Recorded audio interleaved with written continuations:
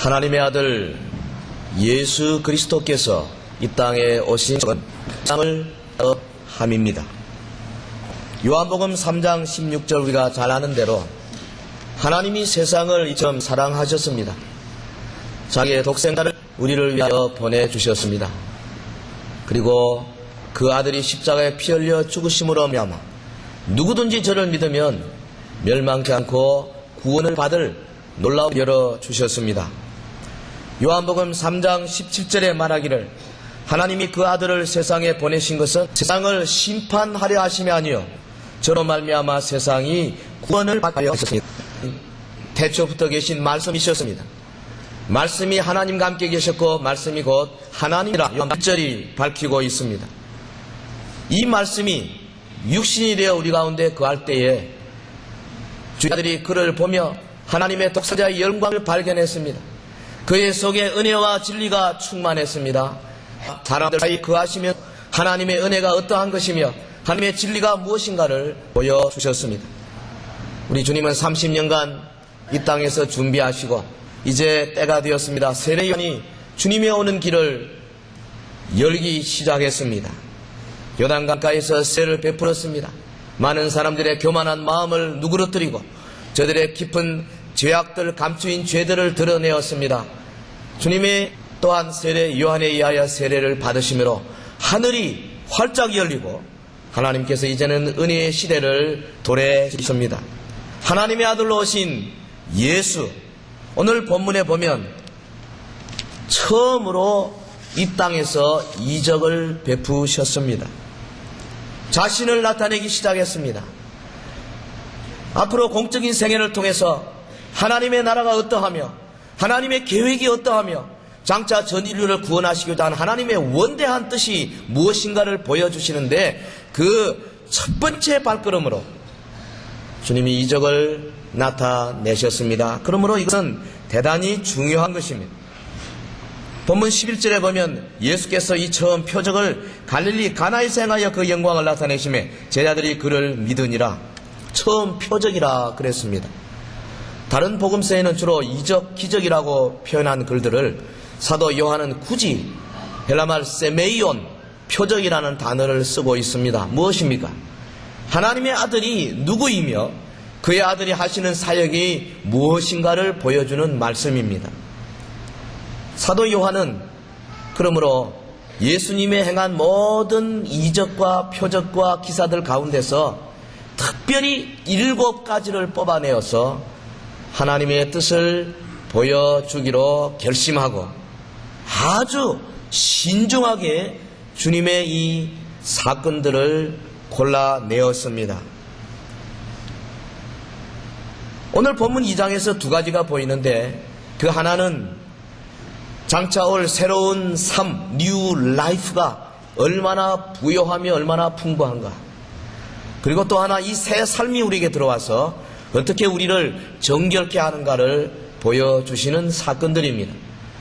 먼저 본 것은 가나 혼인잔치에 물로 포도주를 만든 사건으로 나타내셨고 두 번째는 예루살렘 성전을 청결케 하시는 주님의 열심을 통하여 나타내셨습니다.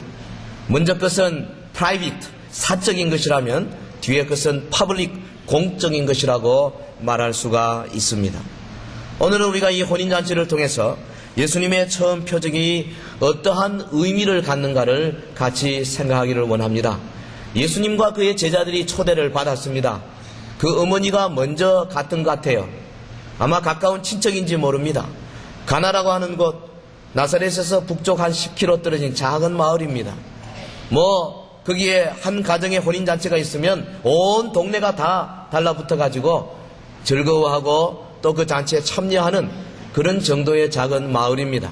당시의 잔치는 저녁에 시작해서 일주일을 계속하는 그런 잔치였습니다.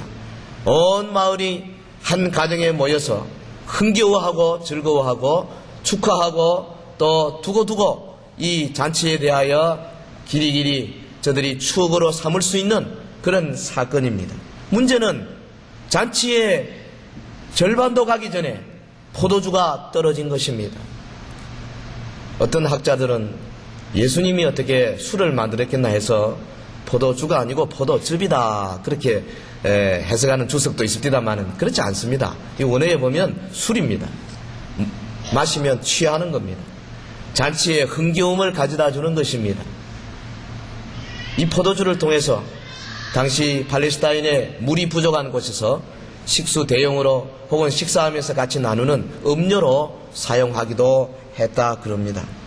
예수께서 이 자리에 계셔서 엄청난 양의 물을 포도주로 만드셨습니다.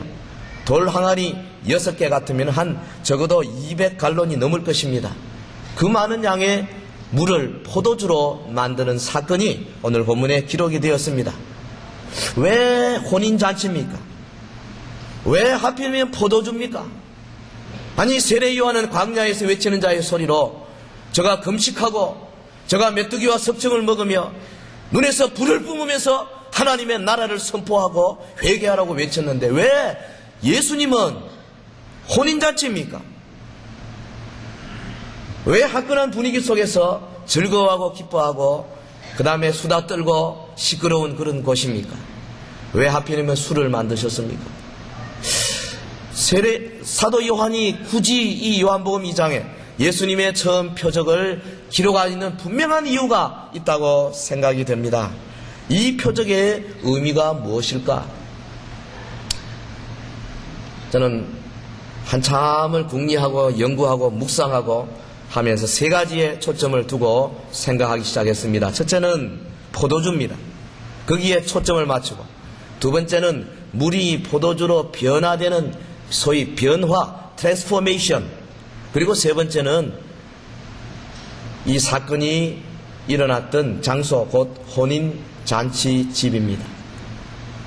먼저 그 의미 첫째는 물을 포도주로 만드신 것은 자신의 피로서 세상을 구원하실 이 위대한 구속 사역에 대한 암시적인 이적이라고 생각이 됩니다. 예수님이 만드신 포도주는 단순한 포도주가 아닙니다. 포도를 으깨어서 즙을 내어서 발효시켜서 알코올 농도가 생겨나도록 만든 그런 술이 아닙니다. 예수님이 만드신 것은 사실은 주님의 자신의 피를 상징하는 포도주인 겁니다. 주님의 전 생애와 주님의 전 사역이 이 포도주와 피로 연결되어 있음을 우리는 성경을 통해서 잘 알고 있습니다. 마태복음 26장 27절에 보면 주님이 최후의 만찬 자리에서 제자들에게 잔을 가지사 사례하시고 저에게 주시며 말씀하시기를 너희가 다 이것을 마시라. 이것은 죄사함을 얻게 하려고 많은 사람을 위하여 흘리는 바 나의 피 곧 언약의 피니라. 포도주를 돌리시면서 이 잔은 나의 피 곧 언약의 피니라 그렇게 말씀하셨습니다. 그러나 너희에게 이르노니 내가 포도나무에서 난 것을 이제부터 내 아버지의 나라에서 새 것으로 너희와 함께 마시는 날까지 마시지 아니하리라 하시니라. 요한복음 6장 53절 이하에 보면 사도 요한도 바로 이 점을 지적해서 말하고 있습니다. 예수께서 이르시되 내가 진실로 진실로 너희에게 이르노니 인자의 살을 먹지 아니하고 인자의 피를 마시지 아니하면 너희 속에 생명이 없느니라. 내 살을 먹고 내 피를 마시는 자는 영생을 가졌고 마지막 날에 내가 그를 다시 살리리니 내 살은 참된 양식이요 내 피는 참된 음료로다. 할렐루야. 주님의 피는 오늘 우리가 먹고 마셔야 할 참된 음료라는 것입니다. 여러분, 예수님이 하신 이적 가운데 가장 큰 이적은 그의 공생의 마지막에 갈보리 산상의 십자가에 달려서 흘리신 그의 보혈로 나타난 이적입니다. 주님이 첫 표적을 바로 그의 마지막 표적을 암시하는 것으로 굳이 포도주와 연관시킨 이유가 여기에 있습니다. 주님은 최후로 승리하시기를 피 흘리신 갈보리 현장에서 승리의 월계관을 쓰신 겁니다. 그런데 오늘 본문 3절에 보면 포도주가 떨어졌습니다. 포도주가 모자란지라 예수의 어머니가 예수에게 이르되 저희에게 포도주가 없다 하니 no wine, 포도주가 없다 그랬습니다.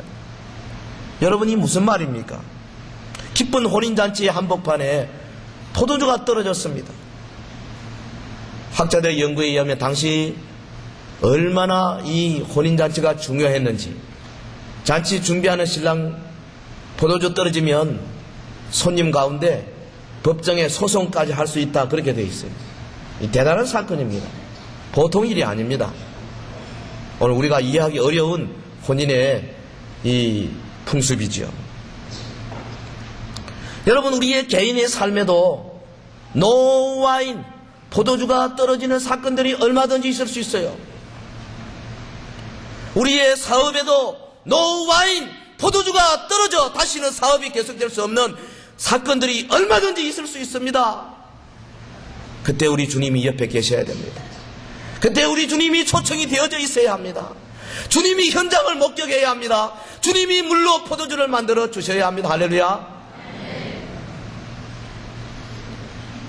오늘 우리 개인에게 찾아올 수 있는 사건들이기도 하지만은 사실은 깊은 뜻이 있습니다.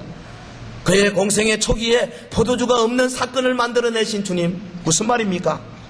옛 언약의 불완전성을 보여주는 겁니다. 옛 언약 곧 율법으로는 오직 정죄함만 있을 뿐이고 사람을 구원할 수 없다는 것입니다. 여러분, 영적인 가난함에서 우러나오는 외침이 여기에 들리고 있습니다. 우리에게 포도주가 없습니다.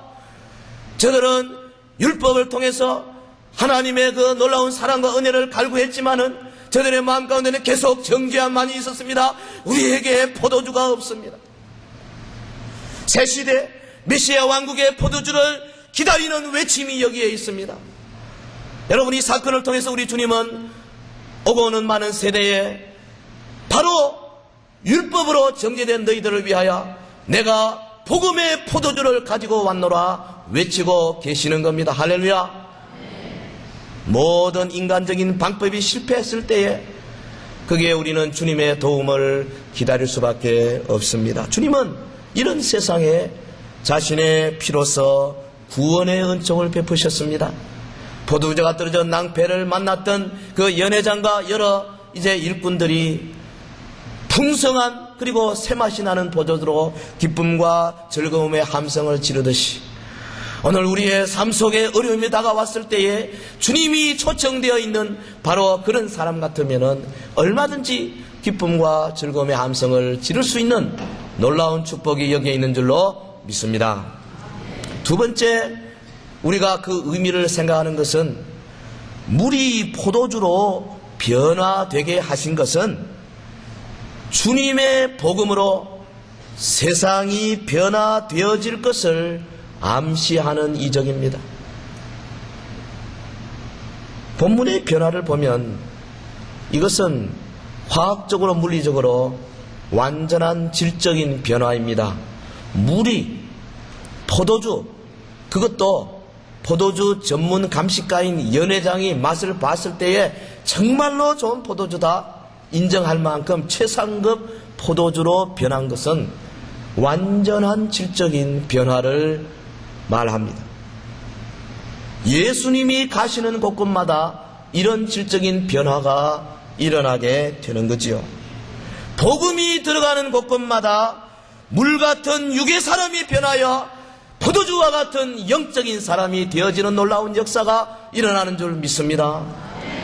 주님이 우리에게 주시는 이 위대한 십자가의 복음 말미암아 여러분 단단한 가슴이 녹아지고 돌덩어리처럼 무거웠던 마음이 풀어지고 우리의 속에 깊게 잘려있던 절망의 여러 형체들이 사라지고 눈 녹듯이 녹아지고 이제는 하나님의 나라를 향하여 기뻐하며 즐거워하며 온 몸과 마음을 다하여 헌신하고 희생하는 아름다운 사람으로 변화되어진다는 것입니다. 질적인 변화가 있다는 거예요. 오늘 저와 여러분이 이 자리에 앉아서 이처럼 주님 앞에 예배드리고 찬송 말씀 받고 은혜 받고 성경 말씀 읽기를 좋아하고 전도하기를 좋아하고 밖으로 나가 선교하며 하나님께 영광을 돌리고 우리의 물질을 쪼개서 주님 앞에 드리며 영광을 돌리는 것은 질적으로 변화되었기 때문에 그러한 것이지 주의 복음이 나에게 적용이 되어서 물이 포도주가 되는 놀라운 역사가 나타났기 때문에 그런 것이지, 그렇지 않은 다른 이유가 있을 수가 없는 것입니다. 주님은 이 사건에서 자신의 변화시키는 능력을 계시하고 있습니다. 소위 창조적인 능력, 크리에이티브 파워, 태초에 천지를 창조하신 바로 그 능력, 이제는 주어진 물질을 가지고 얼마든지 변화시킬 수 있는 능력, 이제는 아무리 참 구스인의 피부처럼, 흑인의 피부처럼 도무지 바뀔 수 없는 피부라 할지라도 말씀 한마디로 변화시킬 수 있는 그 능력, 표범의 반점처럼 아무도 바꿀 수 없는 그 엄청난 우리 죄의 흔적들을 눈 녹듯이 씻어버리고 바꿀 수 있는 이 능력을 보여주시는 장면입니다. 여러분, 거듭남의 역사는요, 오직 주님만이 할 수 있어요. 믿으십니까? 거듭남의 역사는 예수 그리스도만 할 수 있어요. 세상의 교육이 못해요. 세상의 윤리가 못해요. 세상의 도덕이 못해요. 오래 살아서 경험적으로 훌륭한 사람의 가르침이 저를 거듭나게 못하는 것입니다. 하나님의 아들 예수 그리스도의 십자가의 복음만이 우리를 거듭나게 할 줄로 믿습니다. 변화하는 능력이 있어요. 변화가 중요합니다, 여러분. 10년을 믿으면 뭐합니까? 20년을 믿으면 뭐합니까? 변화되어야 합니다. 철저하게 변화되어야 돼요. 물리적으로 변화되어야 되고, 화학적으로 변화되어야 되고, 분자 구조가 변화되어야 되고, 원자의 구조가 변화되어야 되는 겁니다. 그래야 하나님의 백성이 될 수가 있어요. 슬픔이 변하여 웃음이 되고, 여러분, 절망이 변하여 소망이 되고, 분쟁이 있는 곳에 화해가 생겨나는 변화, 미움이 변하여 사랑이 되고, 여러분, 육신의 사람 아브라함이 변하여 아브라함이 되고, 사레가 변하여 사라가 되는 놀라운 역사, 야곱 자기만 알고 자기의 여러 가지 수단과 방법을 동원해서 자기의 가정을 세우려가는 야곱이 변하여 이스라엘이 되는 놀라운 역사가 바로 예수 그리스도의 복음으로만 가능하게 되는 겁니다. 할렐루야. 갈릴리의 어부 시몬이 변화하여 베드로가 되고, 저 포행자요, 하나님의 사람들을 잡아 죽였던 죄인 중에 괴수였던 사울이 변하여 바울이 되는 것은 예수 그리스도의 십자가의 복음으로만 가능한 일이라 이 말이에요. 기적 중에 기적은요, 사람이 변하는 겁니다.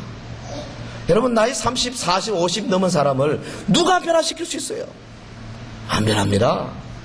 어떤 책을 읽어보십시오. 어떤 스승이 가르쳐 보십시오. 겉으로 변하지만 그 밑뿌리는 절대로 변하지 않습니다. 그러나 물을 포도주로 변화시키는 주님의 이 창조적인 능력, 크리에이티브 파워가 오늘 우리의 영혼 속에 들어올 때에 우리의 죄의 뿌리가 사라지고 우리의 삶이 완전히 변화하여 화학적인 변화가 우리의 삶 속에 나타나게 되는 줄로 믿습니다. 주님이 세상에 오신 것은 바로 이 세상을 변화시키려 함입니다. 기적 중에 기적을 일으키려 함입니다. 여러분, 2000년 기독교의 역사가 이를 웅변적으로 입증하고 있지 않습니까? 복음이 가는 곳곳마다 나라가 변했습니다. 도시가 변했습니다. 가정이 변했습니다. 흉악한 강도와 도적이 변화하여 주의 종들이 되는 역사들을 얼마든지 우리는 경험을 통하여 알고 있습니다. 물이 포도주로 변화되게 하신 것은 주님의 복음으로 세상이 변화될 것을 미리 암시하는 이적으로 첫 표적을 삼으신 거예요. 주님은 이제 가나에서 처음으로 자기가 공적인 생애의 표적을 나타내시면서 특별히 이 물이 포도주로 변화되는 놀라운 사건을 혼인잔치집에서 거행한 그 이유가 있습니다. 세 번째 이 의미입니다. 처음 표적의 장소를 혼인잔치집으로 정하신 것은 하나님 나라의 성격을 나타내 주시기 위함입니다. 왜 혼인잔치집입니까? 왜 주님이 그곳에 가셨습니까? 우연입니까? 주님이 하는 일에는 우연이 없습니다. 다 계획적인 것입니다. 주님은 의도적으로 혼인잔치집에 초대되어 가셨습니다. 사실은 예수님과 우리의 관계가 혼인관계에 있음을 성경이 밝히 말해주고 있습니다. 예수 믿는 것은, 우리의 마음에 주님을 영접하는 것은 영적인 의미에서 예수님과 결혼하는 것입니다. 그가 우리의 신랑이 되시고 우리가 그의 신부가 되는 것입니다. 여러분, 믿음으로 세례받는 것은 말하자면 영적인 결혼식과 같아요. 저는 얼마 전에 제가 지금부터 한 50년 전 유아세례 받은 그 흔적을 발견하고 참 기뻐했습니다. 그래서 거기 며칠 날 유아세례 받았다, 누구한테 받았다 하는 것이 적혀져 있었다. 누런 종인데, 아, 내가 이날 받았구나. 내가 이날 영적으로 결혼했구나. 하나님께서 나를 점지해 주셨구나. 얼마나 감사한지 모르겠어요. 하나님 나라를 혼인잔치로 비유하신 이 주님의 가르침은 성경에 너무나 많습니다. 여러분, 마태복음 22장 1절 이하에 보면 혼인잔치의 비유 주님이 제자들에게 하고 계십니다. 천국은 마치 자기 아들을 위하여 혼인잔치를 베푸는 어떤 임금과 같다. 그 종들을 보내어 그 청한 사람들을 혼인잔치에 오라 하였더니 오기를 싫어하거늘 다시 다른 종들을 보내며 가로되 청한 사람들이 이르기를 내가 오찬을 준비하되 나의 소와 살찐 짐승을 잡고 모든 것을 갖추었으니 혼인잔치에 오소서 하라. 혼인잔치, 하나님의 나라를 비유하는 아주 멋진 비유입니다. 여러분, 마태복음 25장 1절 이하에 보면 신랑을 기다리는 열처녀 비유가 있지 않습니까? 거기 25장 10절에 말하기를 저희가 살아간 동안에 신랑이 오므로 예비하였던 자들은 함께 혼인잔치에 들어가고 문은 닫힌지라. 마태복음 8장 14절에는 혼인집 손님들이 신랑과 함께 있을 동안에 슬퍼할 수 있느냐? 그러나 신랑을 빼앗길 날이 이르리니 그때는 금식할 것이니라. 신랑과 신부의 말씀이 여기저기에 주님의 가르침 속에서 등장하고 있습니다. 마침내 저와 여러분, 주님이 오시고 우리를 호련히 변화시키고 공중으로 들어올려 어린 양과 더불어 혼인잔치를 하게 될 것입니다. 요한계시록 19장 거기 6절 하반절에 보면 할렐루야, 주 우리 하나님 곧 전능하신 이가 통치하시도다. 우리가 즐거워하고 크게 기뻐하여 그에게 영광을 돌리세. 어린 양의 혼인 기약이 이르렀고 그 아내가 예비하였으니. 아내가 누굽니까? 바로 성도들을 가리킴입니다.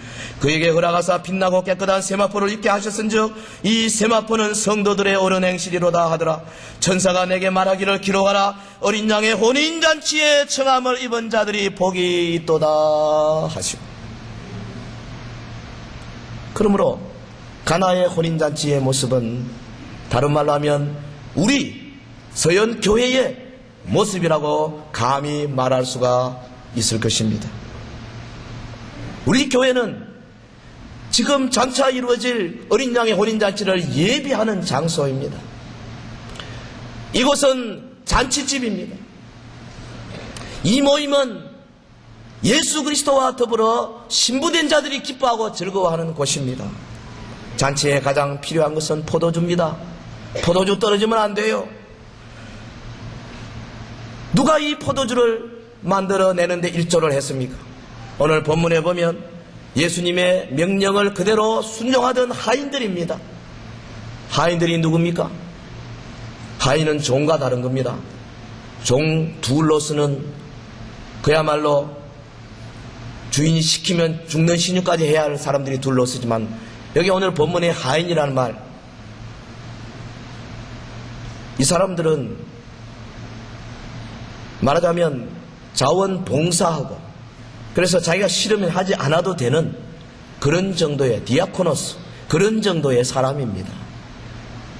근데 이 하인들이 그 예수님이 하신 말씀 도무지 믿겨지지 않은 말씀인데 너무 놀랍게도 그대로 순종했어요.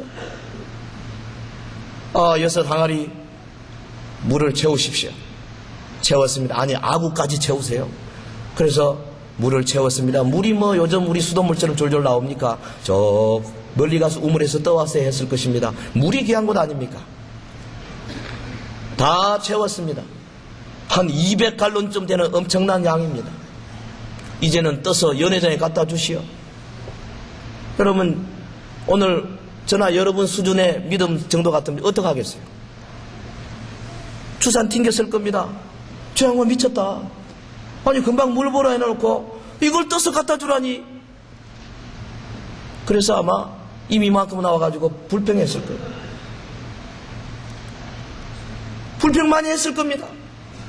이거 하라 그러면 이렇게 불평하고, 저거 하자 그러면 저렇게 불평하고, 성경 공부하자 그러면 이렇게 불평하고, 기도하자 그러면 저렇게 불평하고, 바쁜 시간에 내가 어떻게 할 수 있느냐고 온갖 이유와 변명을 대하는 것이 오늘 우리의 실상이 아니냐 이 말이에요. 근데요, 그렇게 불평하는 사람들에게는 기적이 오지 않습니다. 그렇게 여러 가지 이유를 대는 사람들에게는 주님의 능력이 임하지 않습니다. 주님의 능력은 오직 순종하는 자에게만 좀 믿습니다. 철저하게 순종하는 사람에게 놀라운 역사가 일어나요. 그 이상해요. 이 하인들을 보면 얼핏 보면 정신 나간 사람 같아요. 그 예수님 보니까 엄숙하거든요. 미친 사람 아니거든요. 일단 들어보자. 그래서 떠서 갖다 주니까 이게 웬걸 포도주 중에 그런 포도주가 없는 멋있는 정말 맛있는 포도주가 되었습니다. 믿음으로 순종하는 자들에게 역사가 일어나는 겁니다. 저들은 퍼다 주어야 했습니다. 여러분, 우리 혼인잔치 집입니다. 우리도요, 새로운 성도들에게 그리스도의 보혈을 퍼다 줘야 돼요. 막 마시게 해야 됩니다. 할렐루야, 할렐루야. 마시게 해야 됩니다. 저들을 초청해야 합니다. 구역으로 모여야 됩니다. 내가 만난 예수님을 소개해야 됩니다. 나누어야 됩니다. 감격을 서로 교제해야 합니다. 여러분, 나 혼자 믿는 거 아니에요. 퍼다 줘야 돼요. 이제 이 포도주는 성령의 새 술로서 만민에게 부어지고 있습니다. 여러분, 믿음으로 순종하는 자들에게는 누구든지 남종과 여종과 혹은 남녀노소 빈부귀천을 가리지 아니하고 동서남북을 가리지 아니하고 주님이 지금 붓고 계시는 겁니다. 오늘 우리 교회는 혼인잔치집으로서 가나의 기적이 일어나 그야말로 풍성한 포도주로 충만한 잔치집이 되기를 주의 이름으로 축원합니다. 그리스도의 보혈로 구원받는 역사가 막 일어나야 되겠습니다. 이 사람 저 사람 그리스도의 보혈에 취해야 되겠습니다.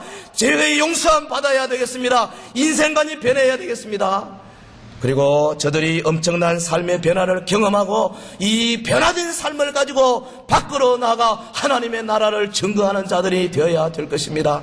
우리 교회는 혼인잔치집으로 풍성한 포도주로 말미암아 흥겨워하고 즐거워한 것처럼 주일마다 모여 예배할 때마다 기쁨과 즐거움의 잔치자리가 되어져야 될 것입니다. 하나님 앞에 영광을 돌리는 찬송 소리가 우렁차야 될 것입니다. 새로운 사람들, 아직까지 익숙하지 못한 사람들을 위해서 먼저 온 사람들이 헌신하고 희생하고 저들을 위하여 자기의 시간과 물질을 내어놓는 아름다운 공동체가 되어져야 할 것입니다. 저들과 더불어 같이 이제 짐을 나누어지고 저들 속에 역사하시는 성령님을 통하여서 나도 은혜 받고 내 속에 역사하시는 그리스도를 증거하는 그런 공동체가 되어져야 할 것입니다. 다시 거듭 이야기합니다. 예수님의 가나의 기적이 오늘 한 개인 우리들 위에와 그리고 우리 온 교회 위에 충만하게 임하시기를 주의 이름으로 축원합니다. 기도하십시다. 우리 다 같이 합심해서 한번 기도하겠습니다. 주여, 이 기적을 우리에게 주시옵소서. 그리스도의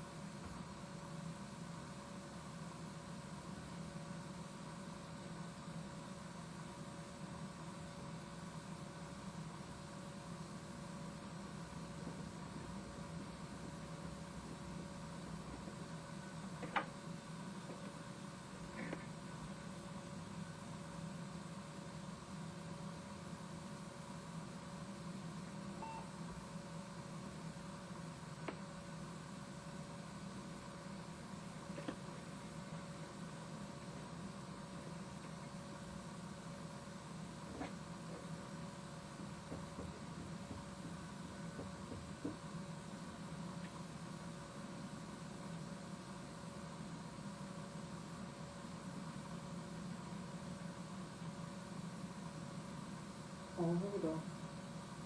그리고 잘 쫓아냈나? 나가자, 했다. 바쁘지 마. 좀 수고했고, 계속 좀 일해야 되니까, 내가. 내일부터 출근이나 그쪽으로 하는 거야.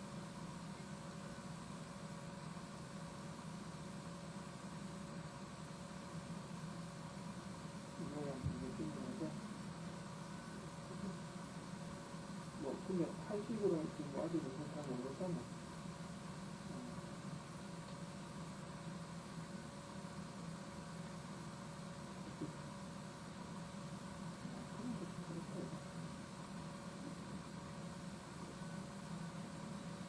그건 어차피 방해 안 되잖아. 그것도 방치하는 건 낮에는 어차피 안 되는 거거든.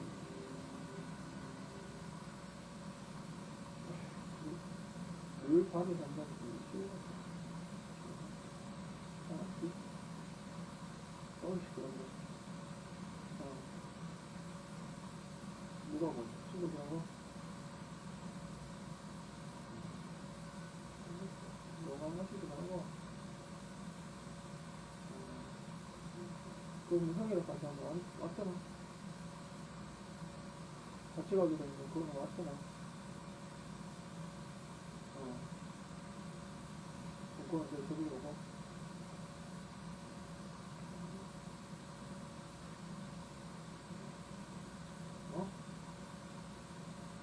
형이 뭐, 나오고 있고. 맨날 괜히 옷, 뭐고. 또, 쉬어버리고 이래갖고.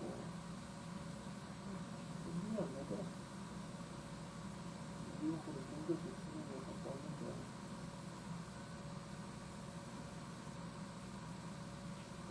조금 뭐, 난 이렇게 늘 보면서 늘 생각하는데, 어머니는 늘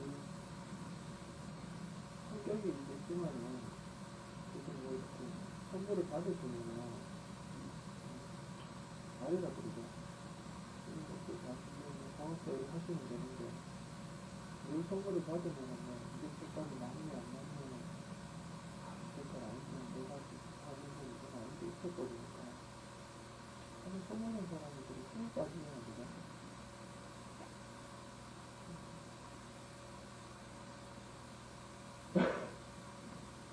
그러든지, 모르고 빠지면, 분명하게 그러든지. 오야는 너무 좋아하는 색깔이 다른 것 같아. 여자들 원래 화장품 그런 거 있어. 언니야, 그래.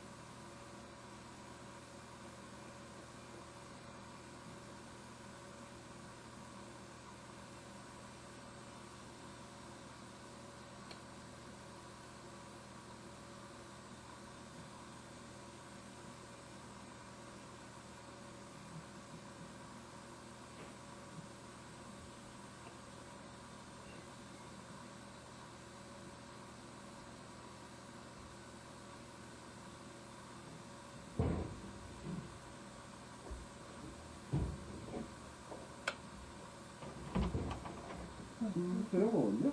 예. 아, 사람이 왜? 일하다 머리를 어이, 쳐갖고, 아, 먼저도 한번 그랬었다, 이거. 어디를.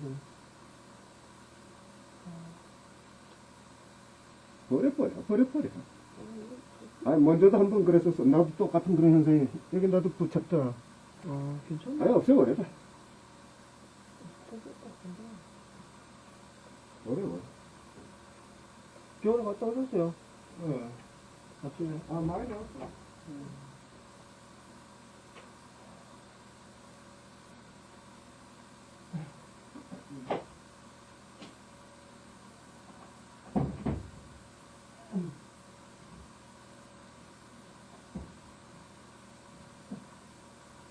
죄송해요.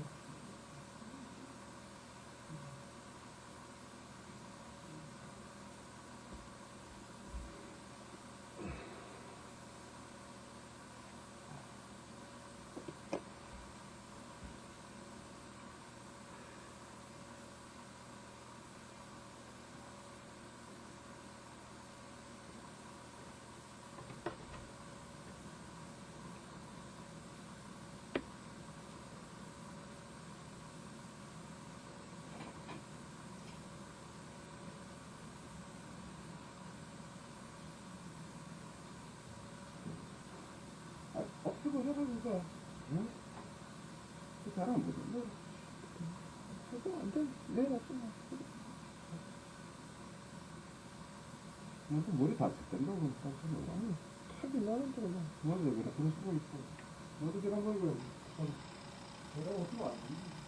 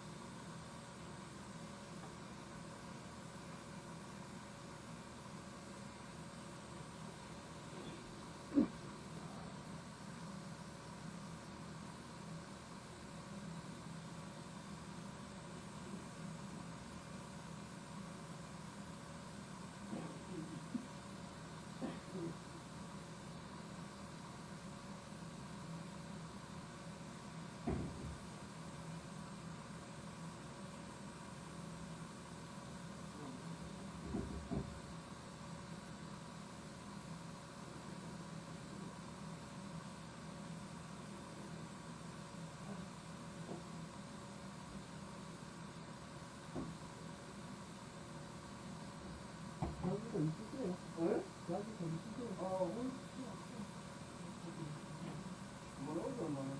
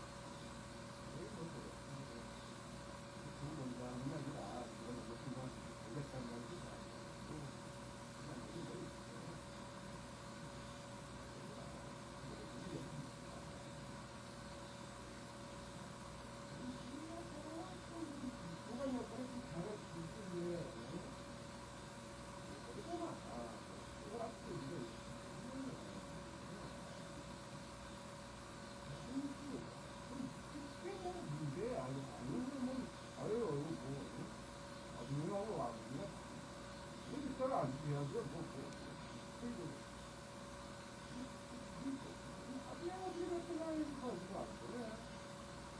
여자분은 제일 신경 쓰이는 게 그거라고. 안 믿었죠. 자기는 기분 나쁘다 이거라. 내가 장난이나 이거지. 그러면 아들내미까지 그렇게 호랑이 키우고 보는 게 뭐냐 이거야. 난 비행기로 더 배워있고, 너하고도 대화하고